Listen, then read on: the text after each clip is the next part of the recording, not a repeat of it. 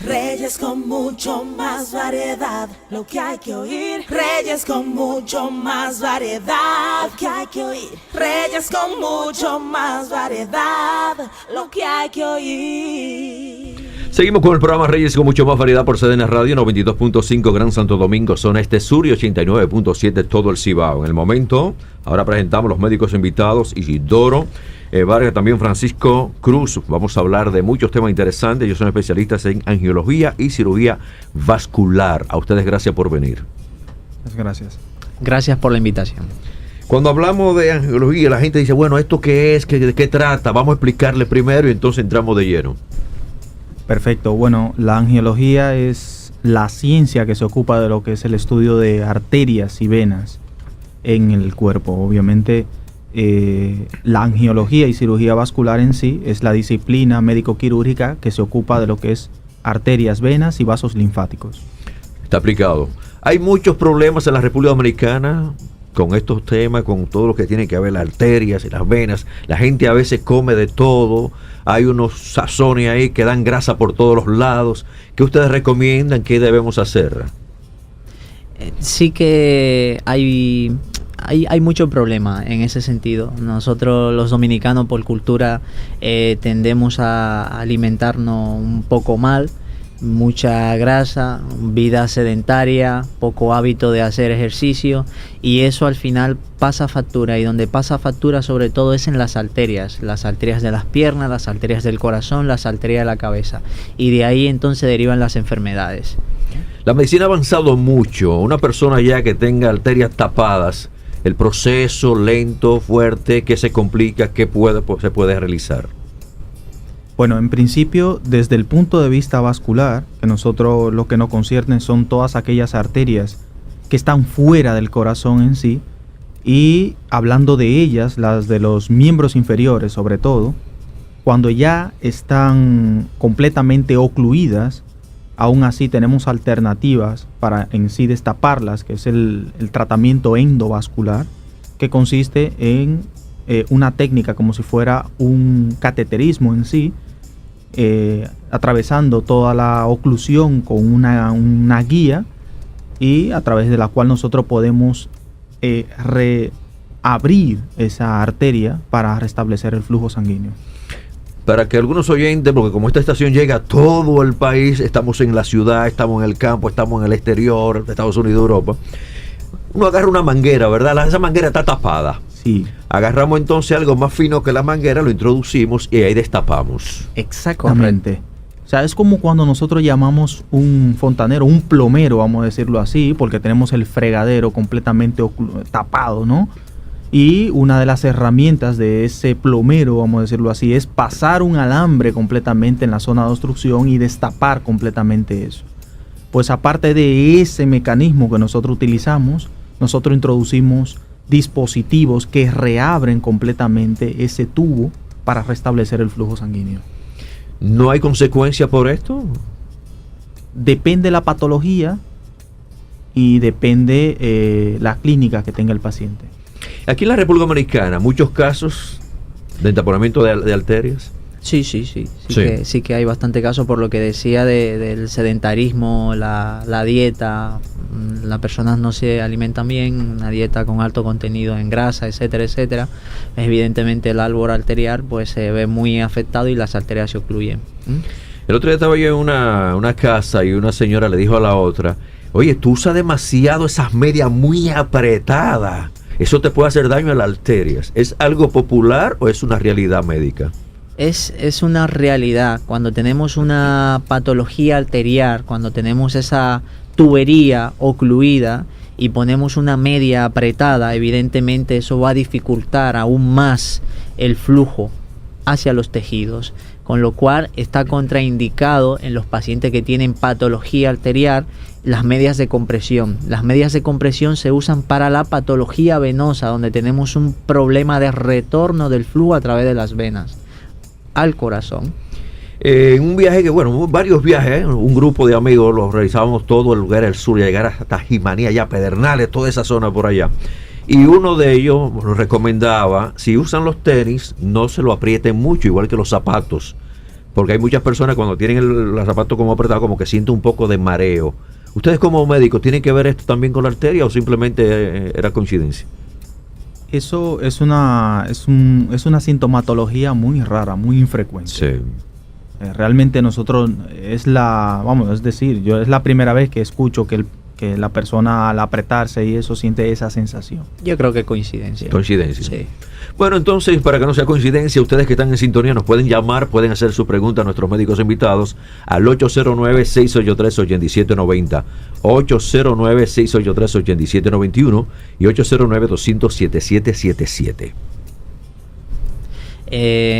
También quería comentar un poco sobre las patologías arteriales, que las arterias no solamente se ocluyen, o sea, no solamente se tapan como las tuberías, también se dilatan y son las llamadas patologías aneurismáticas, que también son frecuentes, no son tan frecuentes como la oclusión de las arterias, y cuando una arteria alcanza el diámetro mayor o igual al 50% de su diámetro normal, es decir, cuando esa tubería alcanza un tamaño el doble de lo que debería de ser, eso se llama un aneurisma. Los aneurismas son generalmente más frecuentes en la aorta abdominal, por debajo de las arterias renales, en las femorales y en las popliteas.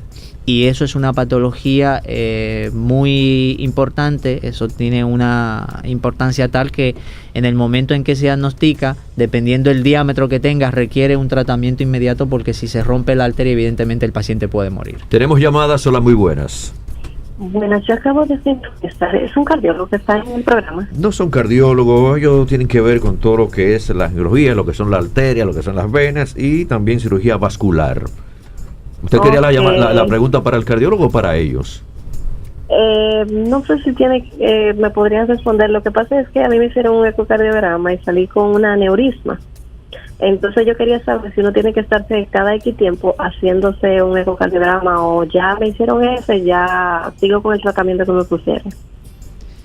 Sería interesante saber a qué nivel le dijeron que tenía el aneurisma. Generalmente con un ecocardiograma se puede ver el aneurisma en la aorta torácica descendente o en la aorta torácica ascendente o en la zona del callado aórtico. Entonces sería interesante saber incluso el diámetro para entonces poder especificarle si el tratamiento es conservador y vigilancia o si requiere tratamiento quirúrgico.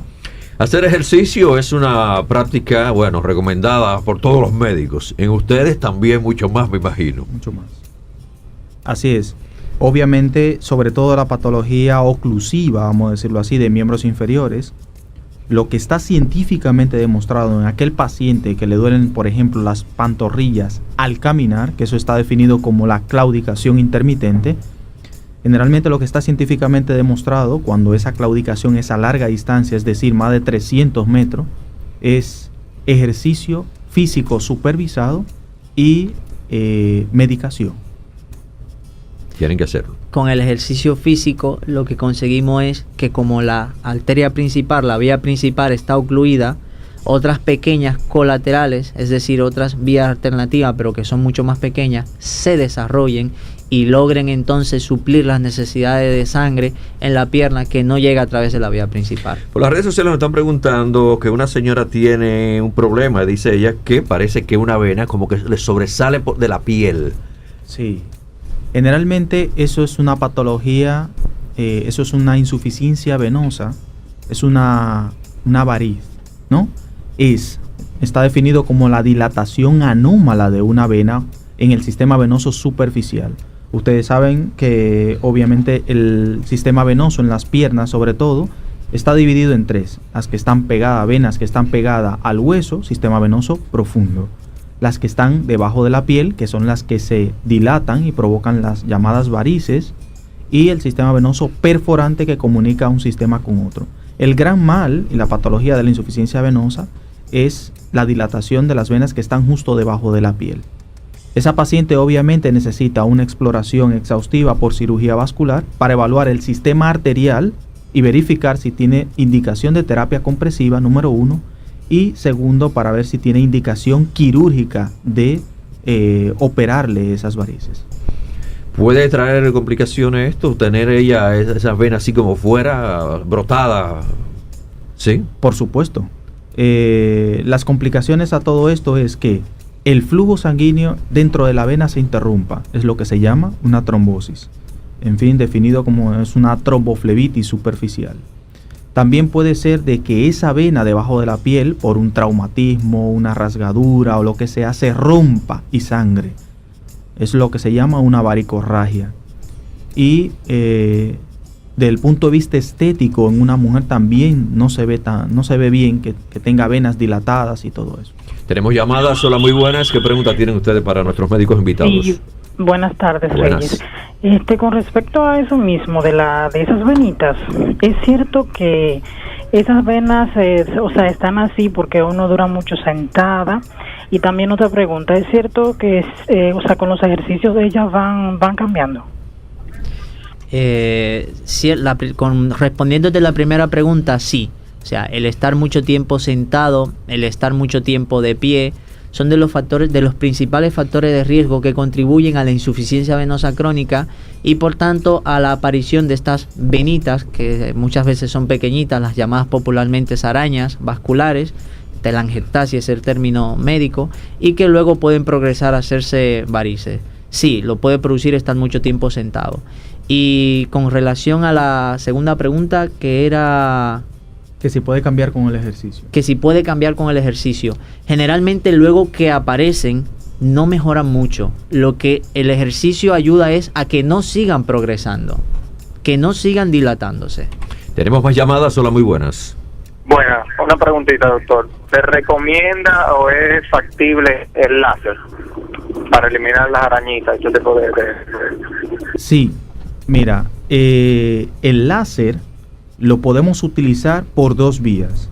Lo primero que necesita el paciente es una evaluación física por el cirujano vascular, número 1. 2, una ecografía Doppler para verificar el sistema venoso superficial, eso debe hacerse de pie. Y luego inmediatamente a través de esos parámetros que nosotros medimos con la ecografía Doppler, verificar si eres candidato o no a tratamiento con láser.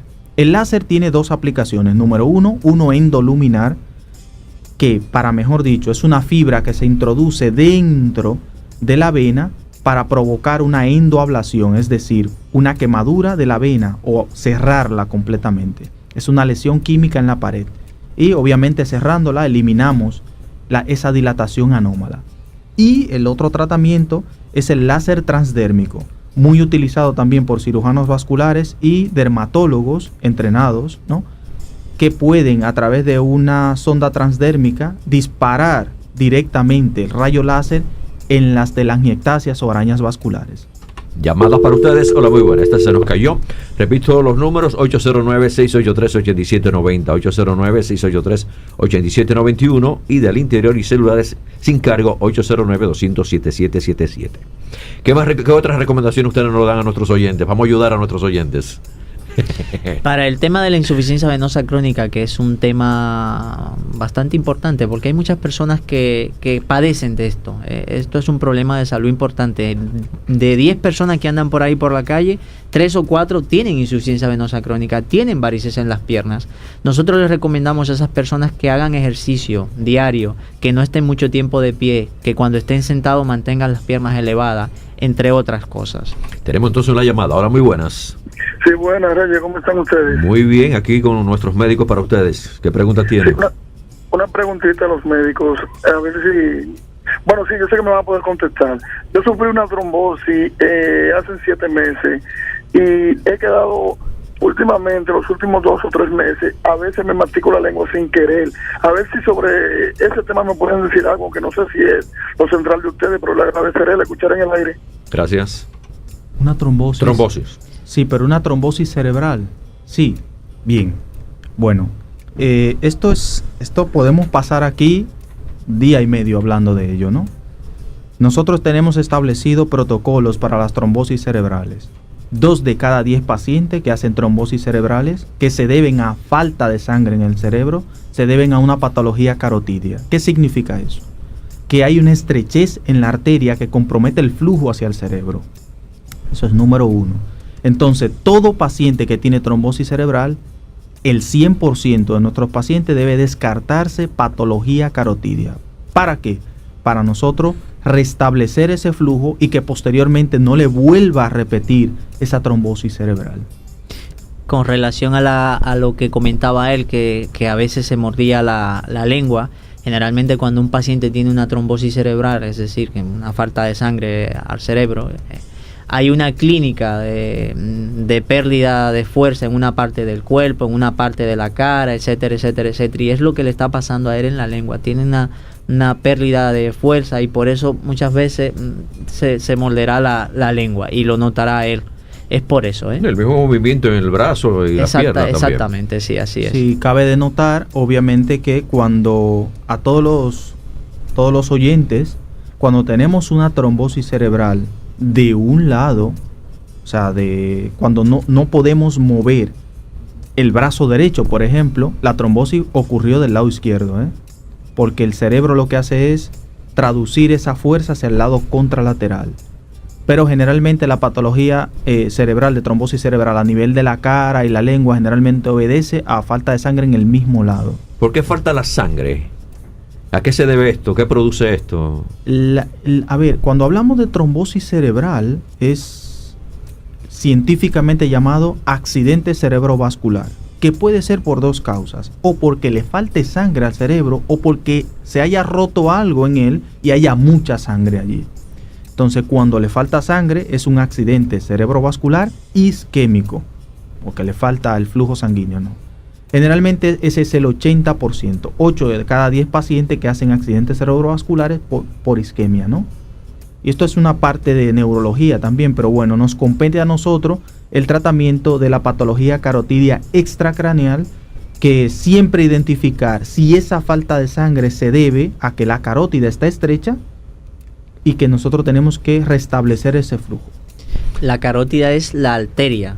Arteria Volvemos a lo mismo, es la tubería que se tapa, en este caso la tubería que lleva la sangre a la cabeza, y por eso falta la sangre y queda el cerebro isquémico, como si faltara sangre a una arteria que lleva la sangre al corazón, pues, y le da un infarto, pues lo mismo, pero en la cabeza.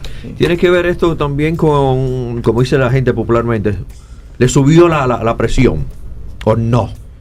Porque la gente a veces confunde una cosa y es bueno nosotros aclarar esto. En el caso hemorrágico sí, tiene que ver mucho. Los accidentes cerebrovasculares hemorrágicos, no el isquémico, el hemorrágico, que representa el 20%, sí que tiene que ver mucho la presión. Hay un vaso en la cabeza, sea el que sea, que por un aumento importantísimo de la presión se rompe, entonces hay un sangrado en la cabeza y eso produce el evento. ¿Los dolores de cabeza es bueno evitarlos? Por supuesto. Generalmente el especialista PRINCE, vamos a decirlo así, aquí es el neurólogo, para detectar que el paciente no tenga ninguna patología orgánica, morfológica, que justifique ese dolor de cabeza. Reyes con mucho más variedad, lo que hay que oír. Reyes con mucho más variedad, lo que hay que oír. Reyes con mucho más variedad, lo que hay que oír. Hay que seguir desarrollando el programa. Nos vamos entonces una vez más con los médicos invitados, Isidoro Vargas y también Francisco de la Cruz. Ellos son especialistas en angiología y también cirugía vascular. Una pregunta muy interesante: si hay una clasificación de las venas. Sí. Las venas, como comentaba, hay que imaginarse un árbol, una mata. Y evidentemente, pues ese árbol tiene un tronco. En las venas hay unas venas que la vena cava inferior, la vena cava superior, vienen a ser el tronco del árbol, y según entonces esas venas se van distribuyendo para llegar a diferentes partes del cuerpo, pues se van haciendo mucho más pequeñas, etcétera, etcétera. Entonces, por tanto, hay venas que son mucho más importantes que otras por el diámetro que tienen, como por ejemplo las yugulares, que son más grandes y van a la cabeza. Las femorales, que están en la pierna y van a las piernas, etcétera, etcétera, etcétera. Entonces, en ese sentido, más que una clasificación, es la anatomía del árbol venoso. En el caso de una persona que está haciendo los análisis, eso le pasó una vez a mi hijo, que no le encontraban las venas y estaban puyando por aquí, puyando por allá, puyando por acá. ¿Esto a qué se debe? ¿Que no aparecen las venas, o que son muy finitas, o que se ocultan? Son varios factores que pueden incluir. Número uno, Depende también incluso hasta de la hidratación del paciente. Si la persona en ese momento está deshidratado, el sistema venoso superficial, que está justo debajo de la piel, como que se esconde completamente. Eso es una de las condiciones que puede dictar. Aparte de que desde el punto de vista genético, también puedes nacer así, con venas que son filiformes o pequeñas, que parecen un hilo. Entonces le dificulta a la enfermera en el momento de la toma de muestra tomar la sangre. ¿Es positivo que cuando no la encuentran en las manos vayan a la cabeza en el caso de los niños? Es una excelente pregunta esa. En muchas ocasiones, y ocurre en grandes centros también, cuando la enfermera, que es lo que normalmente hace las venopunciones, no encuentra la vena en el sistema venoso superficial, le pide generalmente al especialista que haga punciones en venas centrales. Bueno, el cirujano vascular es muy cauto en el tema de venopunciones centrales. Y lo segundo es que siempre recomienda que en el momento de hacer ese tipo de punciones lo haga siempre ecodirigido. ¿Qué significa eso? Que para hacer la punción en una de las venas centrales siempre debe hacerse mirándolo en pantalla en el momento en que la aguja de manera certera entra dentro de la vena y se canalice la vena y se tome la muestra o se coloque lo que es una vía central normalmente. Bueno, yo he visto que no lo hacen, ese proceso no lo hacen así, lo hacen directamente buscando y entonces en el caso de los niños sufren bastante, le están, haciendo perforaciones en la cabeza casi. Generalmente eso en el día a día, generalmente eso va cambiando. Los que generalmente hacen las venopunciones frecuentes, aparte de cirugía vascular, son intensivistas, ya sea de adultos y pediátricos, anestesiólogos, y en el día a día siempre se van más habituando a hacer punciones ecodirigidas, siempre mirándolo en pantalla para así no fallar. Me preguntan en el caso de cuando hay una cirugía que hay que dormir al paciente, bueno, se aprovecha, ¿verdad? Todo por un minisuero, ¿verdad? Entonces va directamente a una vena. ¿Esto es lo más factible o puede ser ya quizá usando otro mecanismo? Eso depende mucho del procedimiento que se vaya a hacer. Si se prevé que es un procedimiento complejo con una pérdida importante de sangre, que se van a usar muchos medicamentos vasoactivos, etcétera, etcétera, se suelen coger varias. Se coge generalmente una vía en el dorso de la mano, en el pliegue del codo, y aparte de eso se coge la vía central, que es utilizando las yugulares generalmente o la subclavia. Y si no se puede coger ahí, pues entonces la femoral.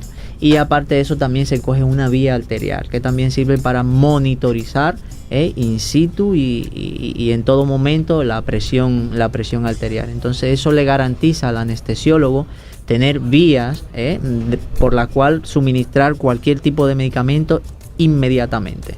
Va directo ahí. Va directo, sin problema. Sé que no hay una inauguración todavía, por eso está próxima. Vamos a hablar de clínica, vamos a hablar dónde están ustedes situados, dónde se pueden localizar, nuestros oyentes dónde lo pueden también visitar. Sí, nosotros somos los encargados ahora mismo, mi compañero el doctor Francisco de la Cruz e Isidoro Vargas, quien les habla. Estamos ahora mismo disponibles en CEDIMAT, que es el Centro de Medicina Avanzada y Telemedicina. Ahí estamos dándole pie a lo que es el servicio de cirugía vascular periférica y dando día a día todo a la patología tanto venosa, insuficiencia venosa, patología neurismática de arterias, así como también la patología oclusiva también de arterias, para brindando tanto tratamiento abierto como endovascular. Sí, y aparte de eso, próximamente tenemos la intención de abrir la clínica de la vena, lanzar la clínica de la vena para dar una respuesta eficiente, una respuesta con tecnología puntera a todo lo que es la insuficiencia venosa crónica, desde su mínima expresión hasta su máxima expresión. ¿Sería la primera clínica en esta área? En principio, el objetivo de nosotros es protocolizar lo que es la insuficiencia, el tratamiento de la insuficiencia venosa crónica. ¿Qué significa eso? Que el paciente, desde la exploración física hasta el momento del tratamiento, que el paciente tenga todo un abanico de opciones para el tratamiento. Desde el punto de vista de cirugía convencional, si tiene indicación, tratamiento de endoablación con láser, con endoablación con radiofrecuencia y escleroterapia. Bueno, entonces, mientras tanto, un número telefónico, ¿lo tienen o no? El 829-340-2726. Y el 829-591-4866, así como también el call center allí, el 809-565-9989 en la extensión 2031-2002. Bueno, ya final, como unas recomendaciones, pueden ser 5 puntos, 5 tips, ¿cómo puede la gente, nuestros oyentes, tener unas venas sanas totalmente?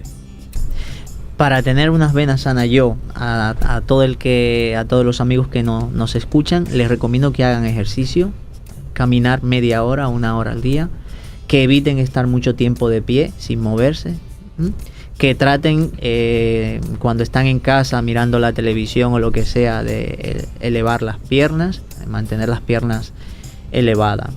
Yo le doy esas recomendaciones que son las más importantes porque son las cosas que en el día a día solemos hacer y son las que más perjudican las venas. Isidoro, gracias. También Francisco, muchas gracias por estar con nosotros. Tenemos una próxima entonces y hablamos un poquito más. Muchísimas gracias. Cómo no. Usted escucha Reyes con mucho más variedad por CDN Radio.